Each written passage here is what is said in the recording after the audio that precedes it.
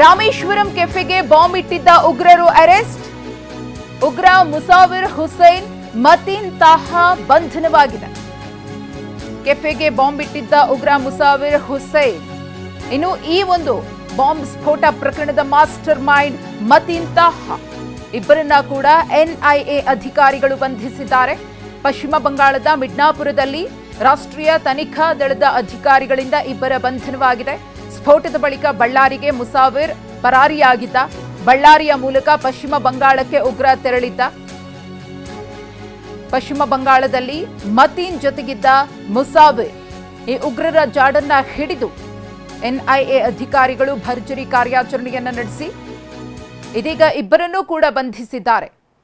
March 1ರಂದು ಕುಂದಲಹಳ್ಳಿಯ Rameswaram ಕೆಫೆಯಲ್ಲಿ ಆದಂತಹ ಸ್ಫೋಟ ಪ್ರಕರಣಕ್ಕೆ ಸಂಬಂಧಪಟ್ಟಂತೆ ಇಬ್ಬರು ಉಗ್ರರನ್ನ ಎನ್ಐಎ ಅಧಿಕಾರಿಗಳು ಅರೆಸ್ಟ್ ಮಾಡಿದ್ದಾರೆ. ಚೇತನ್ 60 ಬಂಡೂರು ಕುರಿಗಳಿಂದ 6 ಲಕ್ಷ ಗಳಿಸ್ತಿದ್ದಾರೆ. ನೀವು ಕೂಡ ಅವರಿಂದ ಕಲಿಬೇಕಾ? ಅವ್ರ ಜೊತೆ ವಿಡಿಯೋ ಕಾಲ್ನಲ್ಲಿ ಮಾತಾಡಬೇಕಾ? ಈಗಲೇ ಫ್ರೀಡಮ್ ಆ್ಯಪ್ ಡೌನ್ಲೋಡ್ ಮಾಡಿ. ಪಶ್ಚಿಮ ಬಂಗಾಳದ ಕೋಲ್ಕತ್ತಾದಲ್ಲಿ ಈ ಇಬ್ಬರು ಕೂಡ ಅಡಗಿ ಕೂತಿದ್ರು ಅನ್ನೋದ್ರ ಬಗ್ಗೆ ಮಾಹಿತಿ ಇದೆ. ನಕಲಿ ದಾಖಲೆಗಳನ್ನ ಕೊಟ್ಟು ಅಲ್ಲಿ ಮನೆಯನ್ನ ಬಾಡಿಗೆಗೆ ಪಡ್ಕೊಂಡಿದ್ರು ಅನ್ನೋ ಮಾಹಿತಿಯೂ ಕೂಡ ಇದೆ. ಈ ಸ್ಫೋಟ ಪ್ರಕರಣದ ಮಾಸ್ಟರ್ ಮೈಂಡ್ ಪ್ಲಾನ್ ಅನ್ನ ರೂಪಿಸಿದ್ದ ಮತೀನ್ ತಾಹಾ ಹಾಗೆಯೇ ಮುಸಾವಿರ್ ಬಾಂಬ್ ಅನ್ನ ಇಟ್ಟು ಎಸ್ಕೇಪ್ ಆಗಿದ್ದಂತಹ ಮತ್ತೊಬ್ಬ ಉಗ್ರ. ಈಗಾಗಲೇ ಈ ಪ್ರಕರಣಕ್ಕೆ ಸಂಬಂಧಪಟ್ಟಂತೆ ಸಿಮ್ ಕೊಟ್ಟಿದ್ದ ಉಗ್ರ ಈ ಒಂದು ತಯಾರಿಕೆಗೆ ಬಾಂಬ್ ತಯಾರಿಕೆಗೆ ಸಹಾಯ ಮಾಡಿದ್ದ ಮುಜಾಮಿಲ್ನನ್ನ ಕೂಡ ಎನ್ಐಎ ಅಧಿಕಾರಿಗಳು ಬಂಧಿಸಿ ವಿಚಾರಣೆಯನ್ನ ನಡೆಸಿದ್ರು. ಈ ಬಾಂಬ್ ಇಟ್ಟು ಎಸ್ಕೇಪ್ ಆದಂತಹ ಮುಸಾವಿರ್ ಹೆಜ್ಜೆ ಗುರುತನ್ನ ಹಿಡಿದಂತಹ ಎನ್ಐಎ ಅಧಿಕಾರಿಗಳು ಕರ್ನಾಟಕ, ತಮಿಳುನಾಡು, ಅಸ್ಸಾಂ ಹಾಗೆಯೇ ಉತ್ತರ ಪ್ರದೇಶ ಸೇರಿದಂತೆ ಸುಮಾರು 18 ಕಡೆಗಳಲ್ಲಿ ಈ ಉಗ್ರರಿಗೋಸ್ಕರ ಶೋಧ ಕಾರ್ಯವನ್ನು ನಡೆಸಿದ್ರು. ಅಂತೂ ಇಂತೂ ಪಶ್ಚಿಮ ಬಂಗಾಳದಲ್ಲಿ ಈ ಇಬ್ಬರು ಕೂಡ ಅಡಗಿ ಕೂತಿದ್ರು ಅನ್ನೋದರ ಬಗ್ಗೆ ಮಾಹಿತಿಯನ್ನ ಆಧರಿಸಿ ಕಾರ್ಯಾಚರಣೆಗೆ ಇಳಿದಾಗ ಇಬ್ಬರೂ ಕೂಡ ತಗ್ಲಾಕೊಂಡಿದ್ದಾರೆ. ಮುಸಾವಿರ್ ಮತ್ತು ತಾಹಾ ಇಬ್ಬರನ್ನ ಬಂಧಿಸಿರುವಂತಹ ಎನ್ಐಎ ಅಧಿಕಾರಿಗಳು ಈ ಮಾಹಿತಿಯನ್ನ ಅಧಿಕೃತಗೊಳಿಸಿದ್ದಾರೆ. ಪಶ್ಚಿಮ ಬಂಗಾಳದ ಮಿಡ್ನಾಪುರದಲ್ಲಿ ಇಬ್ಬರು ಕೂಡ ಅಡಗಿ ಕೂತಿದ್ರು. ರಾಮೇಶ್ವರಂ ಕೆಫೆ ಬಾಂಬ್ ಸ್ಫೋಟ ಪ್ರಕರಣ ಇಡೀ ಕರ್ನಾಟಕವನ್ನ ಬೆಚ್ಚಿ ಬೀಳಿಸಿತ್ತು. ಅದರಲ್ಲೂ ಕೂಡ ತಗ್ಲಾಕೊಳ್ಬಾರ್ದು ಅಂತ ಹೇಳಿ ಸಖತ್ ಪ್ಲಾನ್ ಮಾಡಿನೇ ಈ ಉಗ್ರರು ಎಸ್ಕೇಪ್ ಆಗಿದ್ರು. ಕೆಫೆ ಬಾಂಬ್ ಸ್ಫೋಟಕ್ಕೆ ಸಂಬಂಧಪಟ್ಟಂತೆ ಮಾರ್ಚ್ 13ರಂದೇ ಸುದ್ದಿ ಪ್ರಸಾರ ಮಾಡಿದ್ದ TV9 ಸ್ಫೋಟದಲ್ಲಿ ಭಾಗಿಯಾಗದವರ ಬಗ್ಗೆ ಸುದ್ದಿ ಪ್ರಸಾರ. ಮುಸಾವಿರ್ ಹುಸೇನ್ ಕೈವಾಡದ ಬಗ್ಗೆ ವಿಸ್ತೃತ ಸುದ್ದಿಯನ್ನ ಪ್ರಸಾರ ಮಾಡಲಾಗಿತ್ತು. ಇದೇ ವ್ಯಕ್ತಿ ಕೆಫೆಯಲ್ಲಿ ಬಾಂಬ್ ಇಟ್ಟು ಪರಾರಿಯಾಗಿದ್ದ. ಈ ಪ್ರಕರಣಕ್ಕೆ ಸಂಬಂಧಪಟ್ಟಂತೆ ಸಾಕಷ್ಟು ಮಂದಿಯನ್ನ ವಿಚಾರಣೆಗೆ ಒಳಪಡಿಸಲಾಗಿತ್ತು. ಯಾರ್ಯಾರ ಮೇಲೆ ಡೌಟ್ ಇತ್ತೋ ಅವರೆಲ್ಲರನ್ನ ಕೂಡ ಕರೆದು ಎನ್ಐಎ ಅಧಿಕಾರಿಗಳು ವಿಚಾರಣೆಯನ್ನ ಮಾಡಿದ್ರು. ಮಾರ್ಚ್ 13ರಂದೇ TV9 ಸುದ್ದಿಯನ್ನ ಪ್ರಸಾರ ಮಾಡಿತ್ತು. ಯಾರೆಲ್ಲ ಈ ಒಂದು ಪ್ರಕರಣದಲ್ಲಿ ಭಾಗಿಯಾಗಿದ್ದಾರೆ ಅನ್ನೋದ್ರ ಬಗ್ಗೆ ಸುದ್ದಿ ಪ್ರಸಾರವಾಗಿತ್ತು. ಅದರಲ್ಲೂ ಮುಸಾವಿರ್ ಹುಸೇನ್ನ ಕೈವಾಡದ ಬಗ್ಗೆ ಇಂಚಿಂಚು ಮಾಹಿತಿಯನ್ನ ವಿಸ್ತೃತವಾಗಿ TV9 ಪ್ರಸಾರ ಮಾಡಿತ್ತು. ಇದೇ ವ್ಯಕ್ತಿ ಕೆಫೆಯಲ್ಲಿ ಬಾಂಬ್ ಇಟ್ಟು ಪರಾರಿಯಾಗಿದ್ದ.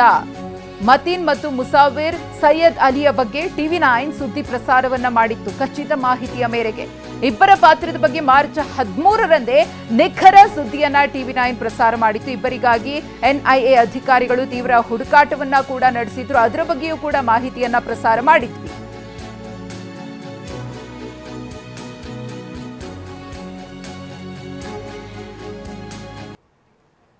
ಮಾರ್ಚ್ 13ರಂದೇ TV9 ಸುದ್ದಿಯನ್ನ ಪ್ರಸಾರ ಮಾಡಿತ್ತು. ಈ ರಾಮೇಶ್ವರಂ ಬಾಂಬ್ ಸ್ಫೋಟ ಪ್ರಕರಣಕ್ಕೆ ಸಂಬಂಧಪಟ್ಟಂತೆ ಯಾರ್ಯಾರ ಕೈವಾಡ ಇದೆ, ಹಾಗೆಯೇ ರಾಷ್ಟ್ರೀಯ ತನಿಖಾ ದಳದ ಅಧಿಕಾರಿಗಳಿಂದ ಯಾವ ರೀತಿಯಾಗಿ ತನಿಖೆ ಆಗ್ತಿದೆ ಅನ್ನೋ ವಿಸ್ತೃತ ವರದಿಯನ್ನ ಕೂಡ ನಾವು ಪ್ರಸಾರ ಮಾಡಿದ್ವಿ. ಇದೀಗ ಈ ಒಂದು ಪ್ರಕರಣದಲ್ಲಿ ಭಾಗಿದಾರರಾಗಿದ್ದಂತಹ ಇಬ್ಬರು ಉಗ್ರರನ್ನ ಎನ್ಐಎ ಅಧಿಕಾರಿಗಳು ಅರೆಸ್ಟ್ ಮಾಡಿದ್ದಾರೆ.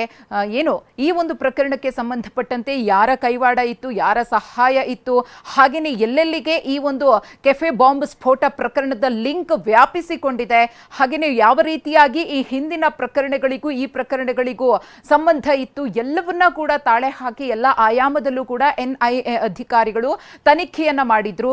ಇದೀಗ ಇಬ್ಬರು ಉಗ್ರರ ಬಂಧನ ಆಗಿದೆ. ಈ ಒಂದು ಮಾಹಿತಿಯನ್ನ ಎನ್ಐಎ ಖಚಿತಪಡಿಸಿದೆ ಕೂಡ. ಇನ್ನು ಸಿಮ್ ಕೊಟ್ಟಿದ್ದಂತಹ ಉಗ್ರ ಆತನ ಒಂದು ಫೋಟೋವನ್ನ ಕೂಡ ಗಮನಿಸ್ತಾ ಇದ್ದೀರಿ. ಬಾಂಬ್ ಇಟ್ಟು ಎಸ್ಕೇಪ್ ಆದಂತಹ ಮುಸಾವಿರ್ ಇರಬಹುದು, ಹಾಗೆಯೇ ಈ ಒಂದು ಸ್ಫೋಟ ಪ್ರಕರಣದ ಮಾಸ್ಟರ್ ಮೈಂಡ್ ಮತಿನ್ ತಾಹಾ ಇರಬಹುದು. ಈ ಎಲ್ಲರನ್ನ ಕೂಡ NIA ಅಧಿಕಾರಿಗಳು ಫೈನಲ್ ಆಗಿ ಬಂಧಿಸಿದ್ದಾರೆ. ಇವರ ಹಿಂದೆ ಯಾರಿದ್ದಾರೆ ಅನ್ನೋದನ್ನ ಇನ್ನೂ ಕೂಡ ಕೆದಕಬೇಕಾದಂತಹ ಅನಿವಾರ್ಯತೆ ಇದೆ.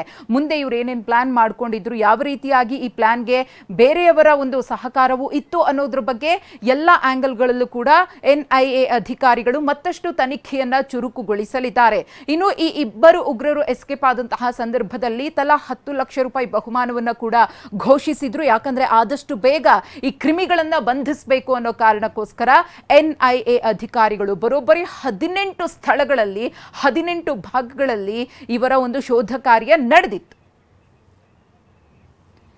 ಇನ್ನು ಸಿಟಿ ಪೊಲೀಸ್ ಕಮಿಷನರ್ ದಯಾನಂದ್ ಅವರು ಕೂಡ ಈ ಬಗ್ಗೆ ಮಾತನಾಡಿದ್ದಾರೆ. ಏನ್ ಹೇಳಿದ್ದಾರೆ ನೋಡೋಣ. ಅದು ಮಾಧ್ಯಮಗಳಿಂದ ನಮಗೂ ಕೂಡ ಗೊತ್ತಾಗಿದೆ. ಅಧಿಕೃತವಾಗಿದ್ದ ಒಂದು ಖಚಿತ ಇದು ಇನ್ನೂ ಸಿಕ್ಕಿಲ್ಲ. ಅದು ಮಾಧ್ಯಮಗಳಿಂದ ನಮಗೂ ಕೂಡ ಗೊತ್ತಾಗಿದೆ. ಅಧಿಕೃತವಾಗಿದ್ದ ಒಂದು ಖಚಿತ ಇದು ಇನ್ನೂ ಸಿಕ್ಕಿಲ್ಲ. ಅದು ಮಾಧ್ಯಮಗಳಿಂದ ನಮಗೂ ಕೂಡ ಗೊತ್ತಾಗಿದೆ. ಅಧಿಕೃತವಾಗಿದ್ದ ಒಂದು ಖಚಿತ ಇದು ಇನ್ನೂ ಸಿಕ್ಕಿಲ್ಲ. ಈ ಕುರಿತು ಮತ್ತಷ್ಟು ಮಾಹಿತಿಯನ್ನು ಕೊಡೋದಕ್ಕೆ ನಮ್ಮ ಪ್ರತಿನಿಧಿ ಕಿರಣ್ ಇದೀಗ ನೇರ ಸಂಪರ್ಕದಲ್ಲಿದ್ದಾರೆ. ಕಿರಣ್, ಇಬ್ಬರು ಉಗ್ರರ ಬಂಧನವಾಗಿದೆ, NIA ಅಧಿಕಾರಿಗಳು ಖಚಿತಪಡಿಸಿದ್ದಾರೆ, ಅಧಿಕೃತವಾಗಿ ಮಾಹಿತಿ ಹೊರಬಿದ್ದಿದೆ. ನೆಕ್ಸ್ಟ್ ಯಾವ ರೀತಿಯಾಗಿ NIA ಅಧಿಕಾರಿಗಳು ಈ ಪ್ರಕರಣದ ತನಿಖೆಯನ್ನು ಚುರುಕುಗೊಳಿಸ್ತಾರೆ ಅಂತ, ಮತ್ತೆ ಇನ್ನೆಷ್ಟು ಆಳಕ್ಕೆ ಹೋಗಿ ಈ ಒಂದು ಪ್ರಕರಣವನ್ನು ಭೇದಿಸುವಂತಹ ಕೆಲಸ ಆಗುತ್ತೆ?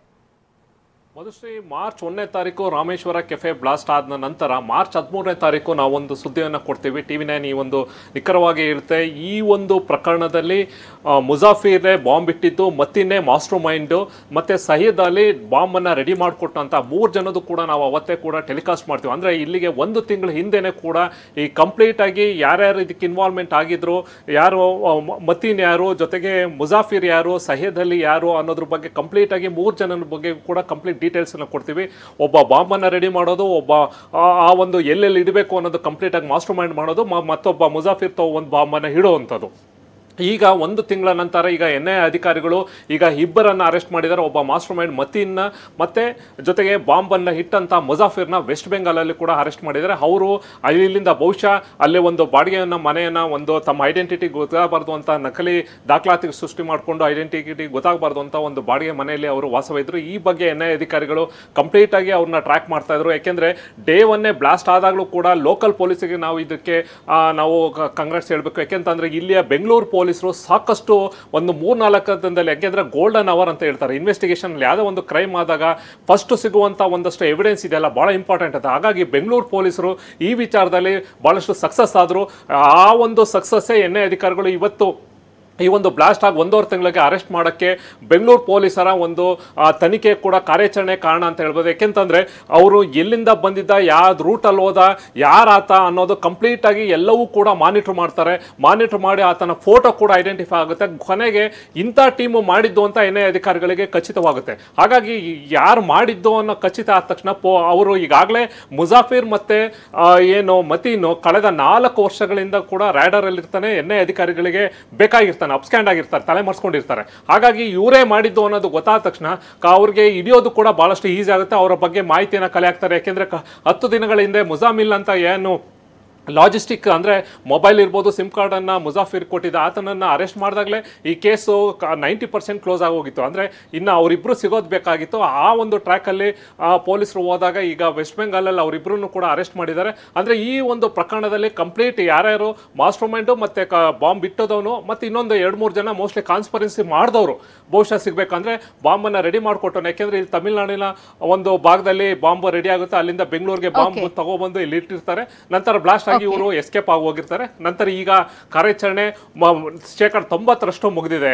ಮಧುಶ್ರೀ, ಧನ್ಯವಾದ ಕಿರಣ್ ತಮ್ಮ ಮಾಹಿತಿಗಾಗಿ.